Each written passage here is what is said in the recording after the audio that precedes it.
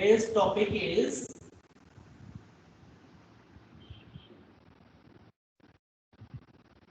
accounting terminology। देखो बहुत सारे न्यू स्टूडेंट्स हैं, इन लोगों के साथ दिक्कतें क्या होती है कि ये लोग टर्मिनोलॉजी को पता होता नहीं है कि आखिर में है क्या, कैपिटल गुड्स ये सारी चीजें क्या है, कोई आइडिया नहीं होता, ठीक है, जिसकी वजह से वो समझ नहीं पाते हैं।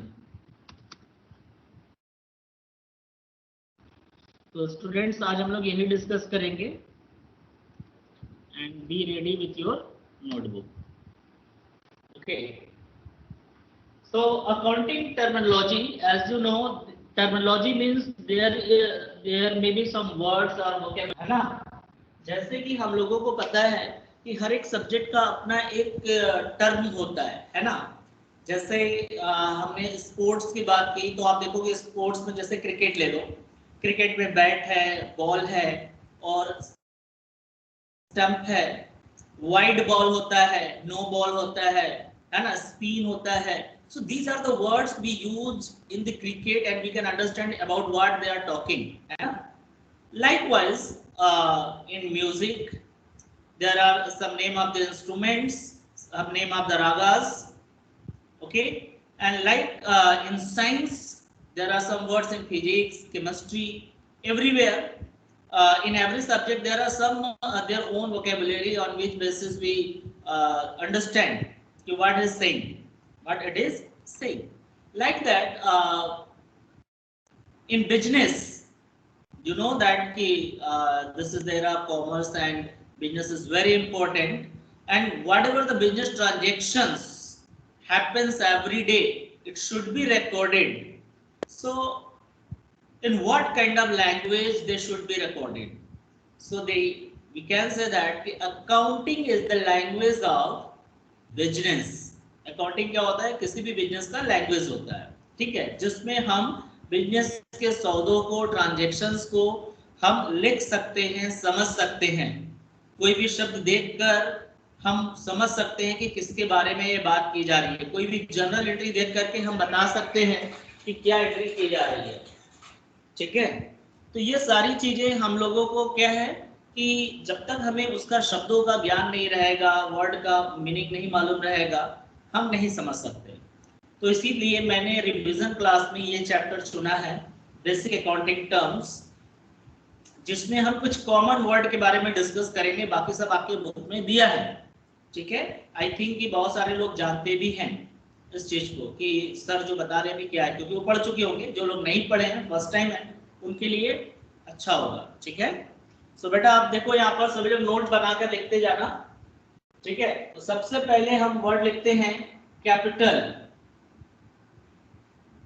सो आप लिखते जाओगे कैपिटल, मैं एक्सप्लेन करूंगा कि कैपिटल होता क्या है। सो देखो बेटा, कैपिटल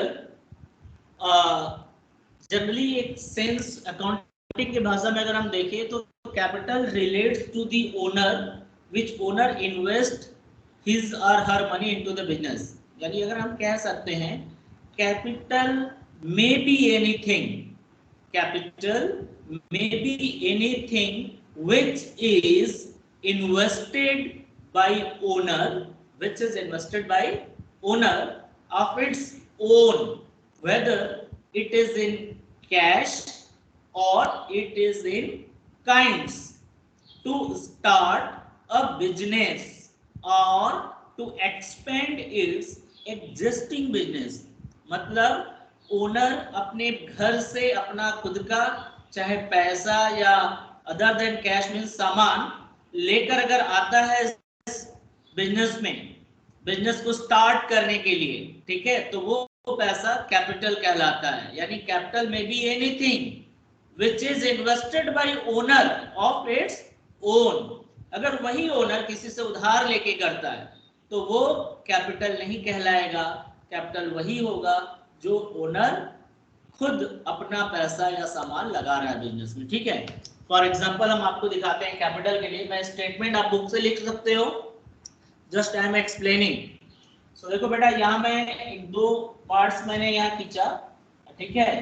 और हमें पता है, आप लोगों को पता है कि बिजनेस स्टार्ट करने के लिए क्या जरूरत होता है। सबसे पहले बिजनेस स्टार्ट होने के लिए क्या जरूरत होता है, किस चीज की जरूरत है? मैसेज में आप लोग रिप्लाई कीजिए, अपने से टाइप कीजिए मैसेज में कि what is the main source to start the business. Just put your answer in message. A common sense, business start करने के लिए क्या चाहिए हमें? कुछ भी, जो भी आपको समझ में आ रहा है, गलत सही कुछ भी आप लिखो मैसेज में। Yes, money, very good Nitesh Singh, money, very good. और goods, good Kuldeep Mishra, goods. और मैसेज करते जाओ आप लोग। नितेश ने बताया कि पैसे की जरूरत है, कुलदीप मिश्रा ने बताया गुड्स की जरूरत है, और हर्ष सिंह कैपिटल, बेटा कैपिटल तो वेरी गुड, हम लोग अभी पढ़ रहे हैं कैपिटल है क्या, ठीक है। और raw material, very good, very good, आप लोग बहुत अच्छा बताए। सो आप सभी लोगों ने बहुत अच्छा रिप्लाई किया कि पैसा, goods, raw material, yes obviously. But मेरा क्वेश्चन है कि गुड्स कैसे आएगा? पैसे से। रॉ मटेरियल कैसे आएगा? पैसे से। तो जैसा कि अभी नितेश ने आंसर दिया कि बिजनेस स्टार्ट करने के लिए मनी की रिक्वायरमेंट है, yes of course money is required, okay. So now land, labour, money, capital, land, money, assets, okay, very good. So continue your reply, what you can type here in the message box, okay. So students, business start करने के लिए हम लोग निष्कर्ष पर आते हैं कि हमको पैसे की जरूरत होती है, और उस पैसे को अकाउंटिंग लैंग्वेज में हम लोग फाइनेंस भी कहते हैं। So to start a business, to start a business we require money, is called finance, ठीक है। सो देखो स्टूडेंट्स, बिजनेस स्टार्ट करने के लिए हमको पैसे की जरूरत है, और पैसे को क्या कहते हैं हम लोग, मतलब जो बिजनेस में जरूरत होता है उसे कहते हैं फाइनेंस, ठीक है, फाइनेंस या फिनांस कह सकते हो। बट नाउ गेस कि from this resource we can arrange this finance. Business start करने के लिए हम कहां से पैसा ला सकते हैं? तो स्टूडेंट्स, पैसा लाने के लिए दो तरीका है। One is owner's fund, owners fund, and second one is borrowed fund, ठीक है, owners fund and borrowed fund, right. So is it visible? Just type a message everyone on board what I am writing. This is clear to all of you. Just put a message. So students, owners fund or borrowed fund, these are the two sources we can use to start our business. Nitesh Singh, no sir. And any other students? Nitesh Singh, board देख ही नहीं रहा है आपको एकदम से? No बेटा, video आपने pin किया है आप सभी लोगों ने मेरे वीडियो पे आप पिन करोगे, जहां पिन ऑप्शन होगा you will get full video, okay. So now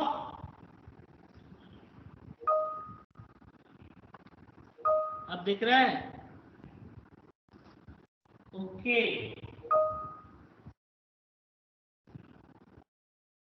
Okay, it will be coming. I think it might be due to poor network, because blur option due to only poor network. Let me.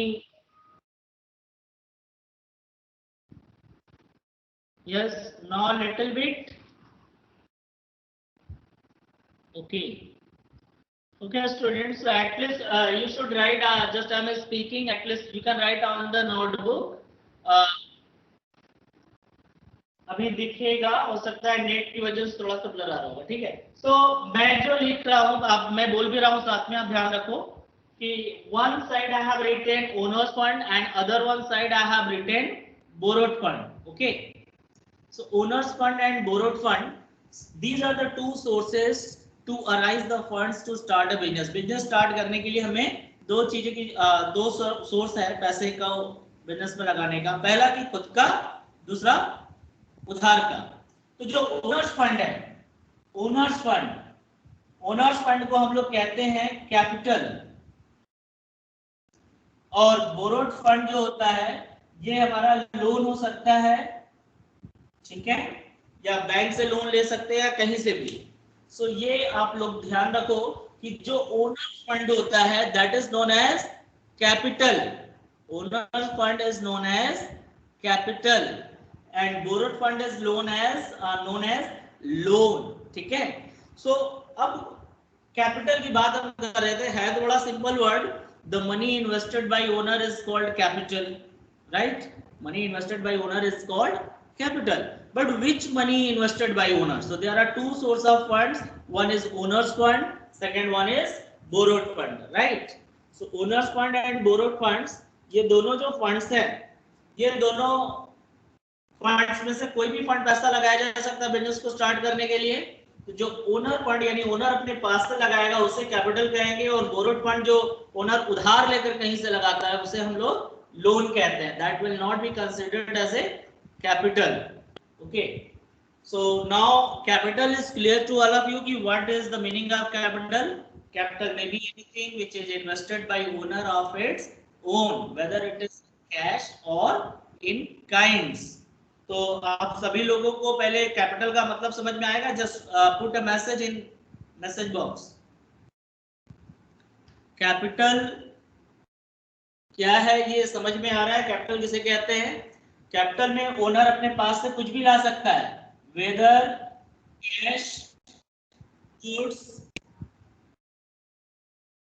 Okay, assets.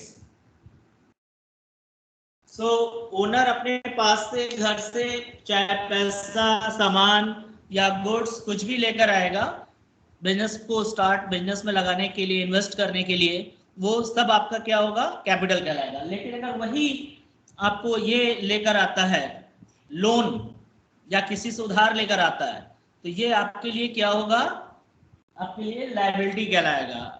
I think screen is not properly I think font is not properly clear to all of you, but this is I think due to poor network. So in next class I will be teaching with the PPT. Okay, so okay students, so यहाँ तक समझ में आ गया capital. अब goods क्या होता है? दूसरा पॉइंट लिख लो आप लोग।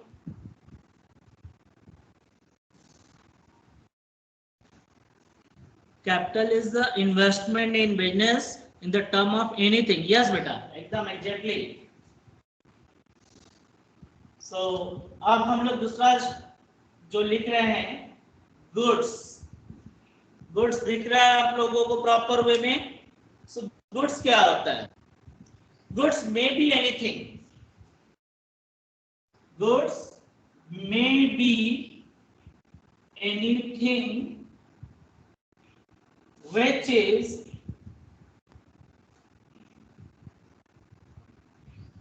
brought या bought, which is bought for resale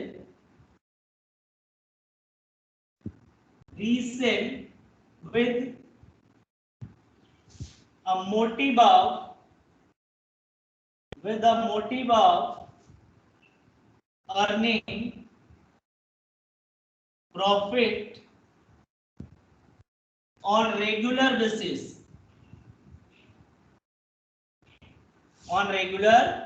basis. So students, these what I have written, goods may be anything which is bought for resale with the motive of earning profit on regular basis. Okay, so इससे क्या लगता है goods क्या हो सकता है? Goods may be anything, जैसा मैंने बताया। जैसे कि अगर आपकी अगल बगल आप जितने भी शॉप देखते हो, जैसे जनरल स्टोर, तो जनरल स्टोर वाली जितनी भी चीजें खरीद के अपने स्टोर में रखा है वो सेल करने के लिए, तो उसके लिए क्या हो गया? गुड्स हो गया। अब अगर आपके अगल बगल देखोगे पान की दुकान है घर से, ठीक है, okay, Naman you can listen me. ठीक है, I will send video later on, so might be clear, something would be clear. Okay, so listen and make a note what I am saying. Again I am repeating the statement.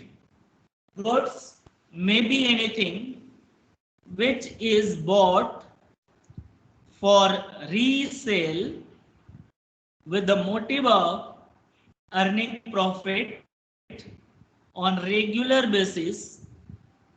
Okay, on regular basis. याद रखना कि इसमें regularity जरूरी है.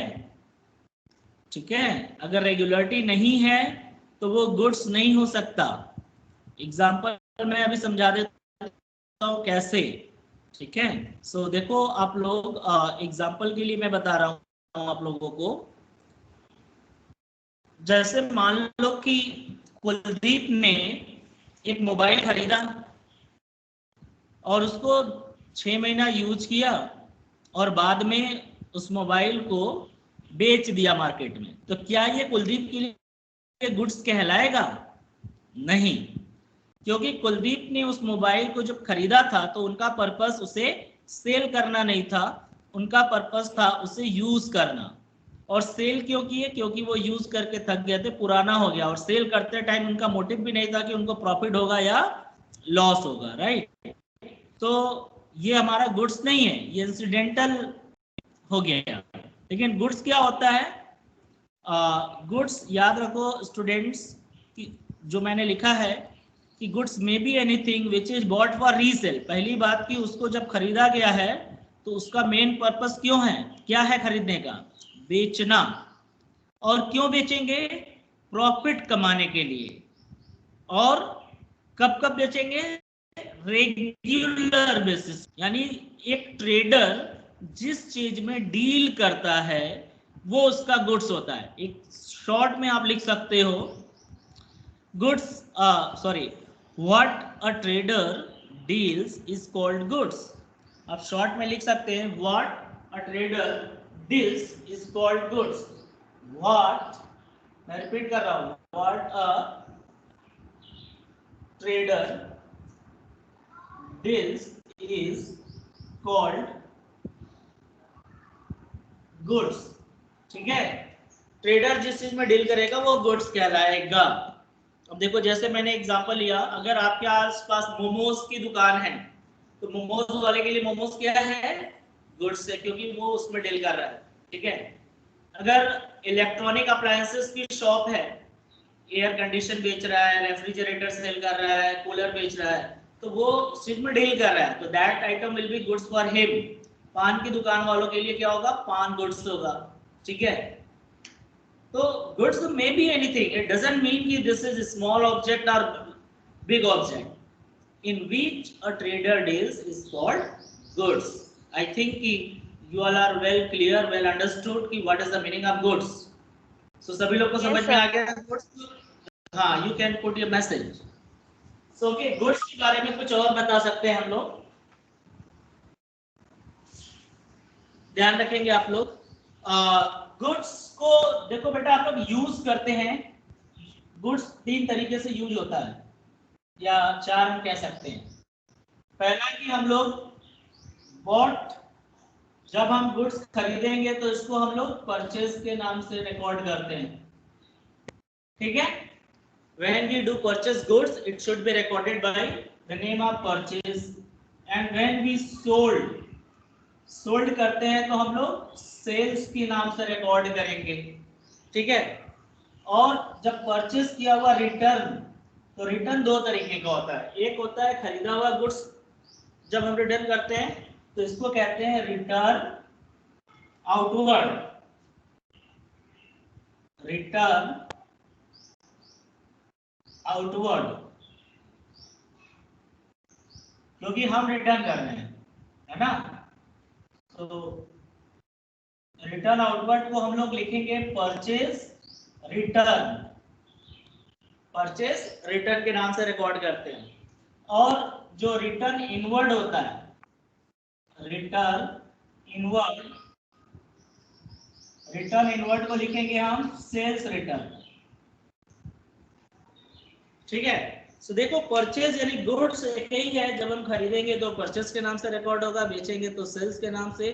खरीदा हुआ goods वापस करेंगे जिसे रिटर्न आउटवर्ड कहते हैं, तो उसको हम परचेज रिटर्न के नाम से रिकॉर्ड करेंगे। और जब हम बेचा हुआ गुड्स मेरे पास रिटर्न आता है, ठीक है, तो जब सेल किया हुआ गुड्स रिटर्न आता है तो उसे रिटर्न इनवर्ड कहते हैं या सेल्स रिटर्न के नाम से रिकॉर्ड करेंगे। हाँ, Tanish Singh, which topic you did not understand? Just message. Purchase, sales, purchase return, sales return, क्या गुड्स क्या होता है ये समझ में आ गया है सभी को कि गुड्स कुछ भी हो सकता है जिसमें हम डील करते हैं। जब हम गुड्स खरीदेंगे तो उसको हम बुक में रिकॉर्ड करेंगे परचेस के नाम से, और जब हम गुड्स बेचेंगे तो हम उसको रिकॉर्ड करेंगे सेल्स के नाम से। और जब हम रिटर्न करेंगे तो आप सोचो कि अगर हम रिटर्न कर रहे हैं तो कौन सा रिटर्न कर रहे हैं? परचेज रिटर्न कर रहे हैं, क्योंकि हम वही गुड्स रिटर्न करेंगे जो हमारे पास होगा। तो हमारे पास कौन सा गुड्स होगा? जो हम परचेज किए होंगे। तो परचेज किया हुआ गुड्स जब वापस करेंगे तो उसे परचेज रिटर्न कहते हैं, और परचेज रिटर्न को रिटर्न आउटवर्ड भी कहा जाता है। Purchase return is also known as return outward. क्यों? क्योंकि ये रिटर्न तो कर रहे हैं कहां? बाहर की ओर। हम भेज रहे हैं, दूसरे के पास दे रहे हैं रिटर्न करके। और रिटर्न इनवर्ड जो होता है वो हमारे पास वापस आता है। तो हमारे पास गुड्स रिटर्न कब आएगा? जब हम किसी को सेल किए होंगे, राइट। तो सेल किया हुआ गुड्स जब मेरे पास आता है तो उसे हम सेल्स रिटर्न के नाम से रिकॉर्ड करेंगे, या अदर वर्ड्स में हम कह सकते हैं रिटर्न इनवर्ड, ठीक है। तो दो तरीके का रिटर्न होता है, एक रिटर्न आउटवर्ड और एक रिटर्न इनवर्ड। रिटर्न आउटवर्ड को परचेज रिटर्न के नाम से रिकॉर्ड करेंगे क्योंकि हम परचेज वाला रिटर्न करते हैं, और रिटर्न इनवर्ड के नाम को हम सेल्स रिटर्न के नाम से रिकॉर्ड करेंगे क्योंकि सेल्स किया हुआ गुड्स वो हमारे पास रिटर्न आता है। तो नितेश आपको, sorry Tanish, now you clear? Okay, very good बेटा। सो हम लोगों ने कैपिटल गुड्स पढ़ लिया, और कब परचेस होता है कब सेल होता है ये समझ में आ गया, ठीक है। सो अब इसके बाद गुड्स देखो होता है, परचेस होता है, इसके बाद क्या होता है तुम्हारा कुछ टॉपिक्स और है, मैं बता देता हूँ जो कि आप लोगों को समझ में आ जाएगा या पता भी होगा। ड्राइंग, ड्राइंग क्या होता है? सो drawing when owner of the business, when आप लिख सकते हो when owner of the business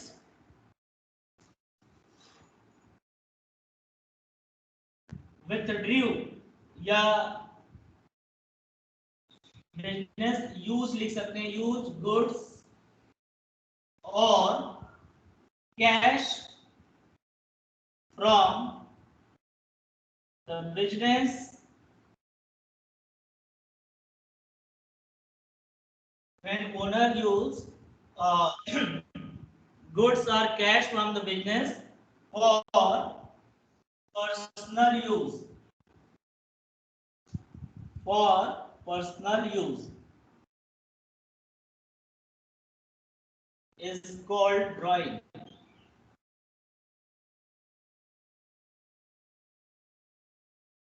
okay, so समझ में आया कि ओनर क्या करता है तो हम ड्राइंग कहते हैं। Is it clear? Just put a message for the drawing. Is it clear to all of you और नॉट?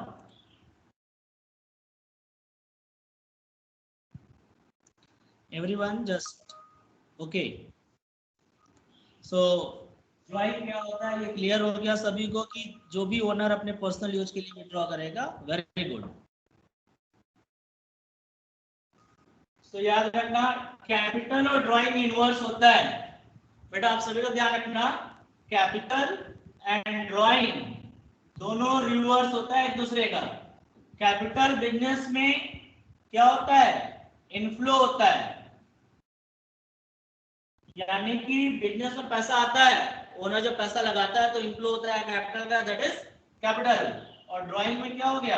आउटफ्लो, यानी बिजनेस में पैसा आता नहीं है, बिजनेस से पैसा लेकर ओनर घर चला जाता है, पैसा या सामान कुछ भी, तो कैपिटल जो इन्वेस्ट करता है ओनर, और ड्राइंग जो ओनर विड्रॉ करता है पर्सनल यूज के लिए। ठीक है, तो यहां तक समझ में आ गया। अब इसके बाद आप लोगों ने ड्राइंग समझ लिया, कैपिटल समझ लिया, गुड्स समझ लिया। अब हम लोग पढ़ते हैं थोड़ा सा कुछ करेंट एसेट्स या डेटर्स पहले पढ़ लेते हैं। डेटर, देखो डेटर क्या है? Divyanshu Singh, withdrawal for personal use, cash और goods etcetera. Very good Divyanshu. So debtor, debtor क्या होता है? Now let us see. Debtor का मतलब होता है customer to whom we have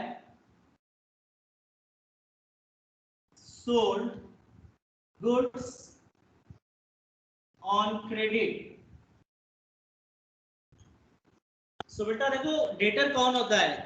debtor वो कस्टमर होता है जिसको कि हमने गुड्स उधार सेल किया है। ठीक है, तो कोई भी चीज, डेटर का मतलब जो हमें पैसा बाद में देगा। डेटर मीन्स हमारा देनदार जो हमें पैसा देगा। क्यों देगा? क्योंकि हमारा पैसा उसके यहाँ बाकी है। जब हमारा पैसा उसके यहाँ बाकी है तो हमें उससे लेना है। ठीक है, तो जिस भी बंदे से हमें पैसा लेना होता है, याद रखो, जिस भी बंदे से हमको पैसा लेना है वो बंदा हमारे लिए क्या कहलाएगा? डेटर। ठीक है, सो डेटर कब क्रिएट होता है? ओनली ऑन क्रेडिट ट्रांजेक्शन्स पे, राइट। सो डेटर क्रिएट होता है क्रेडिट ट्रांजेक्शन पे। तो कभी भी कस्टमर को हम गुड्स उधार बेचेंगे तो वो कस्टमर उतने रुपए के लिए हमारा डेटर कहलाएगा जितने रुपए का हमने गुड्स उसको उधार सेल किया है। ठीक है, अब आते हैं रिटर्न। वापस दूसरा टॉपिक, क्रेडिटर। ठीक है, सो क्रेडिटर क्या होता है?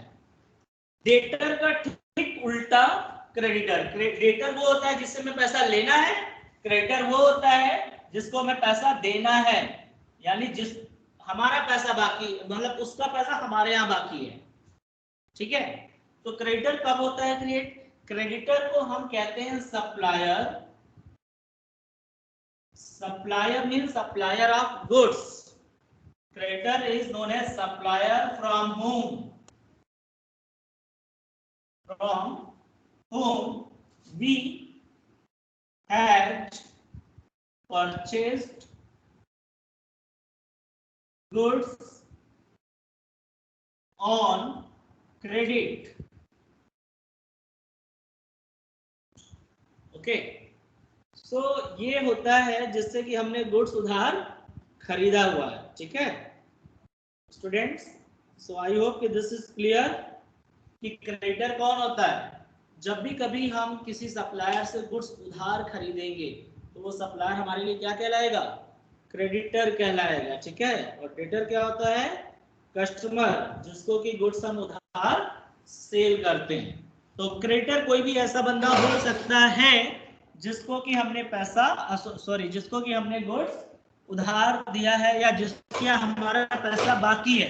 क्रेडिटर में बी एनीवन या any person from whom we have to take money, जिससे कि हमको पैसा लेना है, वो हमारे लिए हो जाएगा जिसको भी पैसा हमें देना है। Sorry, by mistake I have said we have to take. Creditor means refers to those persons to whom we have to pay, जिसको कि हमें पैसा देना है। यानी शॉर्ट में हम कह सकते हैं यहाँ डेटर में ड्यू फ्रॉम होता है, मतलब दूसरों से लेना होता है, और क्रेडिटर्स में ड्यू टू होता है, मतलब दूसरे को देना है। ठीक है, तो आई होप कि this is clear to all of you student. Debtor and creditor, just put a message. Debtor and creditor is clear? Yes, okay.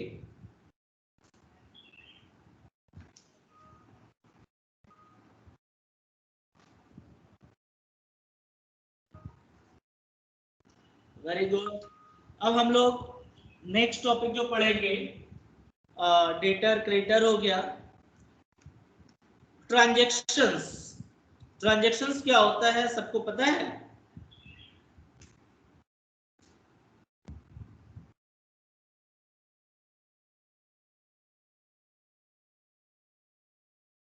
Transactions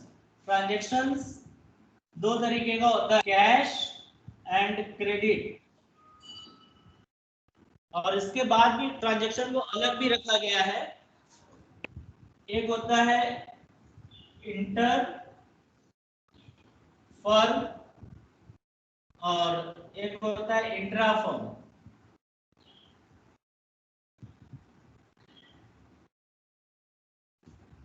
ठीक है, सो देखो स्टूडेंट्स, आप लोग को मैं समझा दूं कि ट्रांजेक्शन दो तरीके का होता है। सबसे पहली चीज, ट्रांजेक्शन होता क्या ये मालूम होना चाहिए आप लोगों को।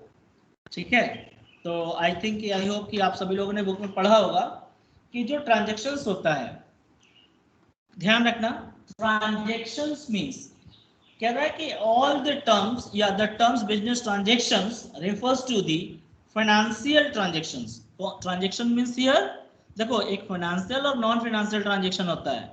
स्टूडेंट्स, हम लोग जो रिकॉर्ड करते हैं वो फाइनेंशियल ट्रांजेक्शन का रिकॉर्ड करते हैं बुक में। ठीक है, so financial transactions entered into two parties. ध्यान रखना, ट्रांजेक्शंस मतलब होता है यहाँ बिजनेस के टर्म्स में कि all those financial transactions are activities which entered between two parties। जब दो लोगों के बीच में कोई सौदा होता है financial, which affect on our accounting equation या फाइनेंशियल पोजीशन, जो कि हमारी बैलेंस शीट पे असर डालता है, फाइनेंशियल पोजीशन पे असर डालता है, वो हमारा ट्रांजेक्शन कहलाता है। ठीक है, तो ट्रांजेक्शंस जनरली फाइनेंशियल हम लोग कंसीडर कर रहे हैं। यहाँ फाइनेंशियल दो तरीके का होता है, सॉरी, ट्रांजेक्शन दो तरीके का है, एक फाइनेंशियल, नॉन फाइनेंशियल अगर देखा जाए तो। लेकिन हम लोग अकाउंट में कौन सा ट्रांजेक्शन का रिकॉर्ड करते हैं? फाइनेंशियल, जिसको कि मनी में मेजर किया जा सकता है। हम लोग फर्स्ट चैप्टर में पढ़े होंगे, तो जिसको मनी में मेजर किया जा सकता है। ठीक है, सो ट्रांजेक्शन कैसे मतलब क्रिएट होता है? So transaction create between entering into the terms and condition between two parties, we can say. Any transaction refers to all those financial activities which enter between two parties and which affect on the financial position of our business। जो हमारे business के financial position पे असर डालता है।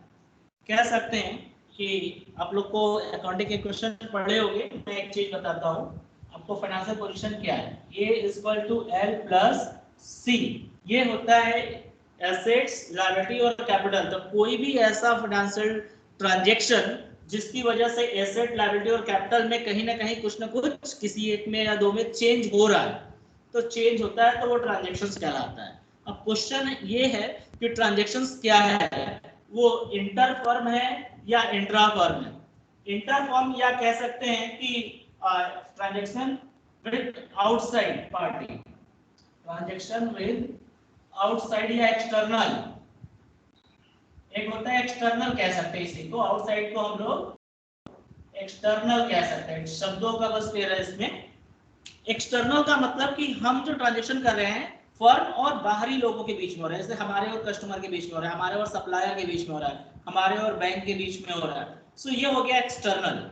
और intra firm क्या होता है? यानी फर्म के अंदर ही हम किसी बाहरी लोगों को पेमेंट नहीं कर रहे हैं, किसी बाहरी लोगों से पैसा नहीं आ रहा है, हम फर्म के अंदर ही कुछ ऐसी चीजों का रिकॉर्ड करते हैं जिससे हमारे एसेट, लायबिलिटी और कैपिटल पे असर आता है। For example, charging depreciation on fixed assets. Depreciation क्या होता है हम लोग बात करेंगे, कि एक कॉमन सेंस में बता देते हैं। जब किसी एसेट्स को हम लगातार यूज करते हैं और यूज करने से उस एसेट्स में होने वाली कमी को, उसकी वैल्यू में गिरावट जो होती है, उसको हम लोग डेप्रिसिएशन कहते हैं। ठीक है, तो डेप्रिसिएशन के लिए हम किसी को पॉकेट से निकाल कर पैसा नहीं देते हैं, राइट? हम लोग सिर्फ बुक में रिकॉर्ड करते हैं, एसेट्स की वैल्यू माइनस कर देते हैं और जितना डेप्रिसिएशन होता है उसको लॉस में दिखा देते हैं, एक्सपेंसेज में, जिसकी वजह से हमारा फाइनेंशियल असर पड़ता है इस पे। तो ये हो जाता है इंट्रा फर्म। इंट्रा फर्म का मतलब फर्म के अंदर ही, किसी बाहरी लोगों को पेमेंट नहीं करना है, सिर्फ फर्म में ही रिकॉर्ड करना है, तो वो इंट्रा फर्म हो गया। और विद एक्सटर्नल तो एक्स्ट्रा। अब इसमें भी दो तरीके के हो गए, एक कैश हो गया और एक क्रेडिट हो गया। फॉर एग्जांपल, अगर हम किसी कस्टमर को गुड्स कैश सेल कर रहे हैं या हम किसी से कैश परचेस कर रहे हैं, तो that will be cash transaction. But वही गुड्स हम अगर क्रेडिट पे सेल कर रहे हैं या क्रेडिट पे परचेस कर रहे हैं, तो वो कहलाएगा क्रेडिट ट्रांजेक्शंस। ठीक है, सो बहुत ज्यादा इसमें कुछ नहीं है। कैश और क्रेडिट का मतलब बड़ा कॉमन सा है। जितना भी कैश ट्रांजेक्शन होगा वो कैश, जो उधार होगा वो क्रेडिट होगा। तो हम लोगों ने पढ़ा कि अभी तक creditor, debtor, capital, goods, drawing, इतना ही पढ़ा। हम एक आध टॉपिक और पढ़ लेते हैं क्योंकि 9 बजे से मेरा दूसरा क्लास है। और देखो यहाँ आउटस्टैंडिंग एक्सपेंसेज और प्रीपेड एक्सपेंसेज, इन दोनों आप लिख लो फट से। Outstanding expenses and prepaid expenses, ये दोनों होता क्या है? देखो स्टूडेंट्स, आउटस्टैंडिंग का मतलब होता है एरियर या बकाया। आउटस्टैंडिंग को हम अदर शब्द में एरियर्स या ड्यू कह सकते हैं। ठीक है, इसका मतलब एक्सपेंसेस तो है। आउटस्टैंडिंग एक्सपेंसेस का मतलब हुआ कि you have taken the service, you have incurred the expenses but still you have not paid. okay, आपका एक्सपेंसेस incurred हो गया आपने सर्विस भी ले लिया, लेकिन अभी पैसा नहीं दिया। तो जब तक हम किसी सर्विस को लेने के बाद उसका पेमेंट नहीं कर देते, तब तक के लिए वो एक्सपेंसेस हमारे लिए आउटस्टैंडिंग एक्सपेंसेस कहलाता है। ठीक है, तो क्लियर है आउटस्टैंडिंग एक्सपेंसेस क्या है? It refers to those expenses which have been due on us but not yet paid, जो हमारे ऊपर ड्यू तो हो गया लेकिन अभी तक पेमेंट हमने नहीं किया। Sorry, prepaid expenses. प्रीपेड जैसा नाम से बता रहा है, प्री यानी पहले, पेड यानी पेमेंट किया कर दिया।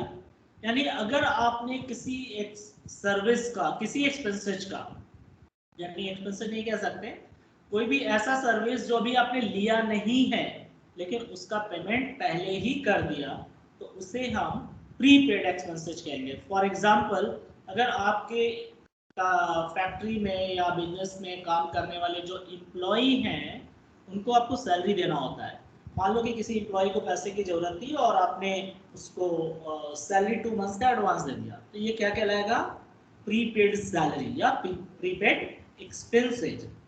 इंश्योरेंस प्रीमियम, मान लो 31 मार्च को आपका अकाउंट क्लोज होता है और आपने जून तक का दे दिया, तो 3 मंथ्स का, अप्रैल में जो 3 मंथ का आपने क्या कर दिया, अनएक्सपायर है वो, तो एडवांस दे दिया आपने, तो कहलाएगा प्रीपेड। प्रीपेड का मतलब होता है any expenses which we have paid in advance without taking the service. ठीक है, दैट इज प्रीपेड एक्सपेंसेस। तो समझ में आ गया होगा आउटस्टैंडिंग क्या है और प्रीपेड क्या है। So okay students, I think at 11 there is also another class used, so you can ask your queries if there is any doubts of today's. We have actually, I have thought so many topics to cover today, but due to poor network you cannot see my video or board properly and font. That's why I'm finishing from here. Okay, so okay, now बताइए अब आप लोग, you can ask your queries